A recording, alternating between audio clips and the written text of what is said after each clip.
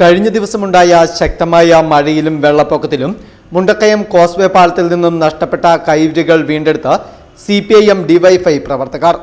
മണിമലയാറ്റിലെ ജലനിരപ്പ് താഴ്ന്നതോടെ മുണ്ടക്കയം കോസ്വേ പാലത്തിന് താഴ്ഭാഗത്തായാണ് പ്രവർത്തകർ കൈവരികൾക്കായി തെരച്ചിൽ നടത്തിയത്. പാലത്തിൽ നിന്നും നഷ്ടപ്പെട്ട 8ഓളം കൈവരികൾ ഇവരുടെ നേതൃത്വത്തിൽ വീണ്ടെടുത്തു. വരും ദിവസങ്ങളിൽ മുണ്ടക്കയം ചെക്ക് ഡാം അടക്കമുള്ള മേഖലയിൽ നഷ്ടപ്പെട്ട കൈവരികൾക്കായി തെരച്ചിൽ നടത്തുവാനാണ് ഇവരുടെ തീരുമാനം. പ്രിയപ്പെട്ടവരെ, കഴിഞ്ഞ പ്രളയത്തിൽ നമ്മുടെ കോസ്വേയിൽ നിന്ന് നഷ്ടപ്പെട്ട കൈവരികൾ, അത് കുറേയേറെ കൈവരികൾ ആറ്റിൽ കൂടെ ആ പ്രളയത്തിൽ ഒഴുകിപ്പോയി.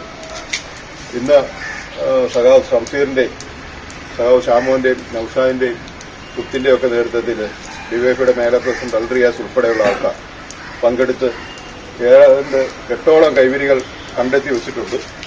ഇനി ചെക്ക് ഡാമിൽ വെള്ളം കുറയുന്നതനുസരിച്ച് അവിടുന്ന് ബാക്കി കിട്ടുമെന്നുള്ളതാണ്. ഇത് വലിയ മാതൃകാപരമായ പ്രവർത്തനമാണ്. പുത്തഞ്ചേരി നിവാസികളെ സംബന്ധിച്ചിടത്തോളം അഭിമാനത്തിന്റെ മുഹൂർത്തമാണ്. ഇതൊക്കെ അവരുകൊണ്ട് ആക്രിക്ക് ഒന്നും കൊടുക്കാതെ അവരുടെ നാടിനോടുള്ള പ്രതിബദ്ധത തെളിയിച്ചിരിക്കുകയാണ്. ഈ പ്രിയപ്പെട്ട എല്ലാ സഖാക്കളെയും വാർഡ് മെമ്പർ എന്ന നിലയിൽ അഭിനന്ദിക്കുകയാണ്. മണിമലയാർ കരകവിഞ്ഞ് ഒഴുകിയതോടെ മുണ്ടക്കയം കോസ്വേ പാലത്തിന്റെ നിരവധി കൈവരികളാണ് നഷ്ടപ്പെട്ടത്.